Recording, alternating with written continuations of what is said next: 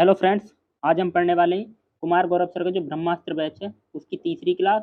और इसमें चल रही है मॉडर्न हिस्ट्री। तो इससे पहले मैंने सेकंड वाली क्लास में आपको बताया था बंगाल के बारे में। और आज क्या चलने वाला है? हैदराबाद और कर्नाटक। तो बंगाल की स्थापना किसने की थी? मुर्शिद कुली खान ने की थी। तो हमने इससे पहले वाली क्लास में पढ़ा था बंगाल के बारे में। तो आज देखिए हैदराबाद और कर्नाटक के बारे में।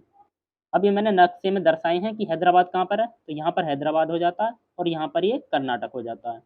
कर्नाटक के हमने 3 युद्ध पढ़ चुके हैं। इससे पहले वाली क्लासों में 3 युद्ध पढ़े थे हमने। कर्नाटक उस टाइम पर कहाँ पर हुआ करता था? तो यहाँ पर हुआ करता था। लेकिन वर्तमान में कहाँ पर है? तो वर्तमान में यहाँ पर। तो उस टाइम पर जो कर्नाटक था वो पूर्वी तट पर था, जबकि अब वर्तमान में पश्चिमी तट पर है कर्नाटक। तो इसके 3 युद्ध होते हैं, जिसमें 3 संधियाँ होती हैं। पहली संधि होती है एक्सलासेपल की संधि। दूसरे युद्ध के बाद संधि होती है पांडिचेरी की संधि। और तीसरे के बाद होती है पेरिस की संधि। तो ये हमने तीनों युद्ध पढ़े थे। अब देखिए हैदराबाद के बारे में देखो। इस टाइम पे क्या है कि दिल्ली पर मुगल बादशाह मोहम्मद शाह रंगीला का राज चल रहा है। और इसने क्या करा, जो हैदराबाद है यहाँ पर सूबेदार बिठाया अपना, जिसका नाम था चिनकिलिच खां। और यह आसफ जाह से संबंध रखता था। इसकी एक उपाधि थी निजाम उल मुल्क की। तो ये क्वेश्चन पूछा गया है कि इसकी उपाधि कौन सी थी? निजाम उल मुल्क की। और इसने क्या करा, सन 1724 में चिनकिलिच खान ने हैदराबाद को स्वतंत्र घोषित कर दिया। तो हैदराबाद को स्वतंत्र घोषित करने वाला कौन था? चिनकिलिच खान। अर्थात हैदराबाद की स्थापना करने वाला चिनकिलिच खान था। अब आगे क्या होता है देखो। आगे क्या होता है कि 1798 में सहायक संधि पर हस्ताक्षर करने वाला पहला राज्य बनता है हैदराबाद। और ये सहायक संधि करता कौन है? तो ये करता है वेलेजली। वेलेजली सहायक संधि करता है। अब ये तो हो जाता है हैदराबाद के बारे में। और हैदराबाद जो हमने अपने देश में मिलाया था, किस किस ऑपरेशन से मिलाया था? तो 13 सितंबर सन 1948 को होता है ऑपरेशन पोलो। 13 सितंबर 1948 को ऑपरेशन पोलो होता है, जिसके आधार पर हम इसे अपने देश में मिला लेते हैं। इसे हैदराबाद को। कर्नाटक को देख लो। कर्नाटक का संस्थापक कौन था? तो ये था सादतुल्ला खां। सादतुल्ला खां कर्नाटक का संस्थापक था। अर्थात इसने कर्नाटक को स्वतंत्र घोषित किया था। कर्नाटक की राजधानी, ये इंपॉर्टेंट है, पूछा गया क्वेश्चन है कि उस टाइम के कर्नाटक की राजधानी क्या थी? तो इसकी थी अर्काट। अर्काट इसकी राजधानी थी कर्नाटक की। उत्तराधिकारी के लिए कर्नाटक के 3 युद्ध हुए, जो इंग्लैंड और फ्रांसियों के बीच हुए थे, जो मैंने आपको अभी रिवीजन करा दिए कि पहली संधि होती है एक्स लासेपल की संधि, दूसरी पांडिचेरी की, और तीसरी होती है पेरिस की संधि। तो ये 3 कर्नाटक के युद्ध हुए थे। आगे देखिए।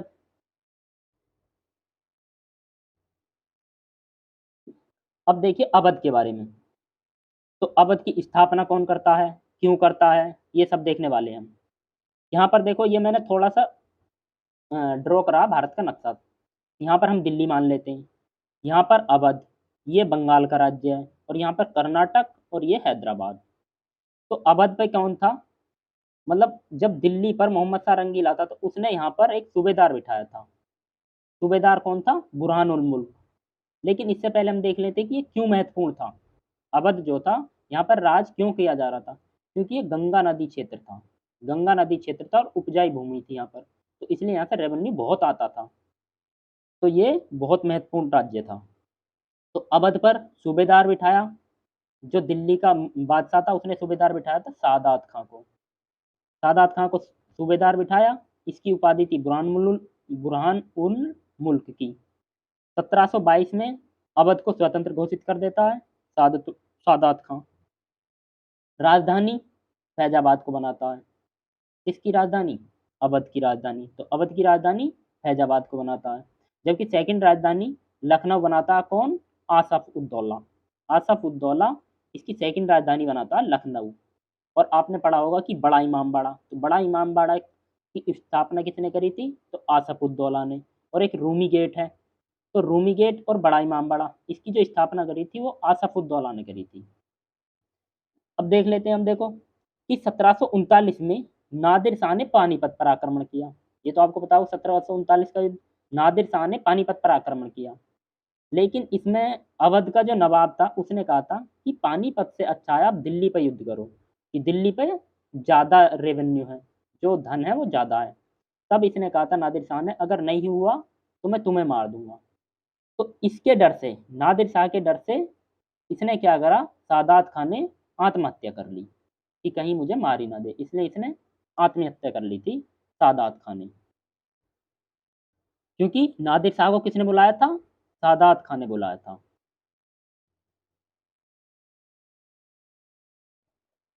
अब देखो अगला जो आता है अवध का नवाब जो बनता है वो होता है एक सफदरजंग। सफदरजंग अवध का नवाब। और ये क्या करता है, ये कहता है कि जो भी अवध का नवाब होगा वो मुगलों का वजीर होगा। ये कहता है कि जो भी अवध का नवाब होगा वो मुगलों का क्या होगा, वजीर होगा। तो एक सफदरजंग हॉस्पिटल है दिल्ली में, तो उसकी स्थापना इसी ने करवाई थी, इसी के नाम पर हुई थी।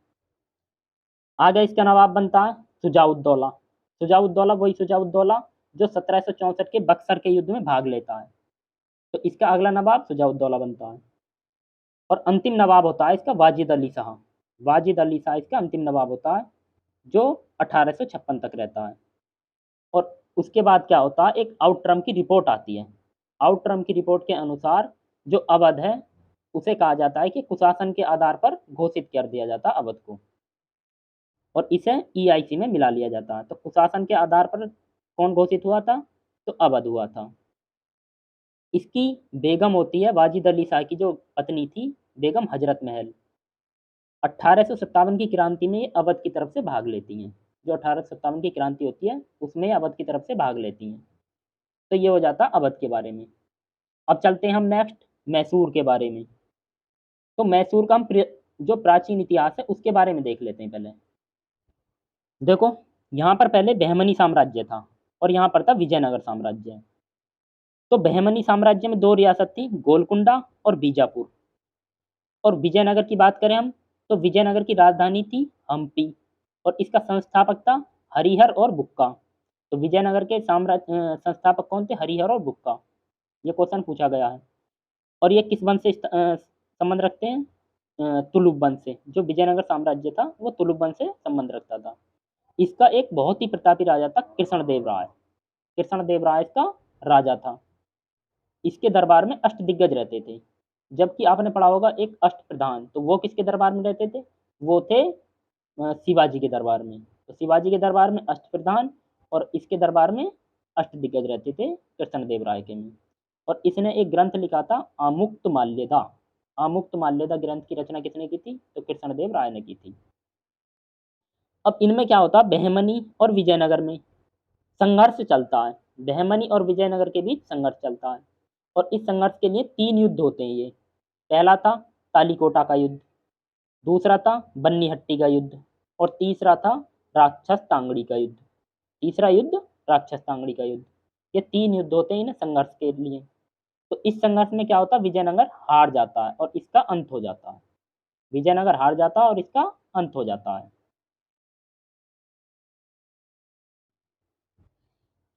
विजयनगर का जो अंतिम शासक था वो था चिक्का कृष्णराज। इसका अंतिम शासक था चिक्का कृष्णराज, जो वांडियार वंश से संबंध रखता था। और चिक्का कृष्णराज के 2 मंत्री थे, एक था नंदराज और एक था देवराज। नंदराज और देवराज, इनके दोनों का एक सिपाही था हैदर अली। हैदर अली जो आगे चलकर मैसूर की स्थापना करेगा। तो इनका सिपाही था हैदर अली। अब मैंने देखो ये नक्शे में दर्शाए कि यहाँ पर मराठा थे, यहाँ पर बंगाल। तो बंगाल पर इस टाइम पर कौन है, ईआईसी ईस्ट इंडिया कंपनी है। यहाँ पर हैदराबाद था, कर्नाटक है, कर्नाटक पर किसका राज है, ये भी ईस्ट इंडिया कंपनी का है। यहाँ पर राज्य है माहे। माहे जो किसके अधिकार में है, फ्रांसों के अधिकार में है। तो मैसूर पर कौन है, मैसूर पर हो जाएगा हैदर अली। तो हैदर अली का झुकाव फ्रांसीसियों की तरफ अधिक रहता है। तो हैदर अली का झुकाव फ्रांसीसियों की तरफ रहने की वजह से ईआईसी इससे चिढ़ते हैं। तो ईआईसी और मैसूर के अब युद्ध होंगे। ईआईसी और मैसूर के युद्ध होंगे क्योंकि ईआईसी और फ्रांस आपस में बनती नहीं थी इनकी। तो इसलिए ईआईसी और मैसूर की भी आपस में नहीं बनने की। तो ईआईसी और मैसूर के अब युद्ध होंगे। मैसूर की स्थापना तो कौन करता है, ये करता है हैदर अली। हैदर अली इसकी स्थापना करता है सन 1761 में। अब आंग्ल मैसूर युद्ध देख लो आप, ये 4 युद्ध हुए थे। पहला युद्ध होता है, देखो फर्स्ट युद्ध होता है सन 1767 से 1769 तक। ये पहला युद्ध होता है। किस किस के बीच होता है, ये होता है हैदर अली और ईस्ट इंडिया कंपनी के बीच। और युद्ध के बाद संधि कौन सी होती है? तो मद्रास की संधि होती है। इसमें क्या होता है? हैदर अली जीत जाता है, तो मद्रास की संधि होती है। सेकंड युद्ध में क्या होता है? ये होता है सन 1780 से 84 तक, और इसमें 1782 में हैदर अली की मृत्यु हो जाती है। हैदर अली की मृत्यु हो जाती है 1782 में। उसके बाद जो युद्ध करता है वो कौन करता है? इसका पुत्र टीपू सुल्तान। और संधि होती है फिर मंगलौर की संधि। तो पहले युद्ध के बाद मद्रास की संधि, दूसरे युद्ध के बाद मंगलौर की संधि होती है। तीसरा युद्ध होता है सन 1790 से सन 1792 तक, और इसमें टीपू सुल्तान युद्ध करता है। और उसके बाद संधि होती है श्रीरंगपट्टनम की संधि। तो श्रीरंगपट्टनम की संधि होती है। इसमें होता है कि मैसूर का जो आधा राज्य है वो ईस्ट इंडिया ने ले लिया। मैसूर का आधा राज्य ईस्ट इंडिया कंपनी को दिया जाता है। उसके बाद चौथा युद्ध होता है। चौथा युद्ध होता है सन 1796 से सन 1799 तक, और इसमें टीपू सुल्तान की मृत्यु हो जाती है। टीपू सुल्तान की मृत्यु हो जाती है, और ईस्ट इंडिया कंपनी, और यहाँ पर कौन था ईस्ट इंडिया कंपनी की? बेलेजली। तो बेलेजली यहाँ का गवर्नर था। तो उसने कहा था कि पूर्व का साम्राज्य मेरे कदमों में, जो पूर्व का साम्राज्य है वो अब मेरे कदमों में है।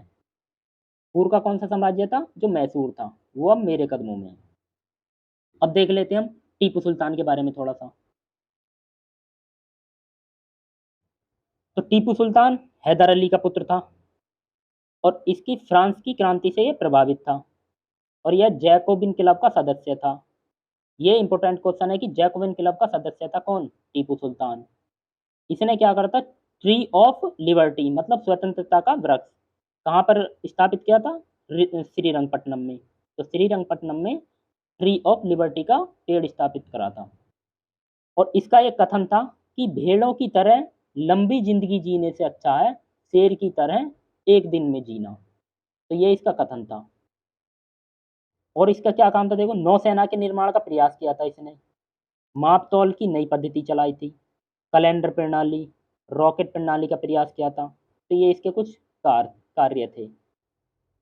और इसके जो PDF नोट्स हैं वो आपको हमारे टेलीग्राम चैनल पर मिल जाएंगे, वहाँ जाकर ले लेना।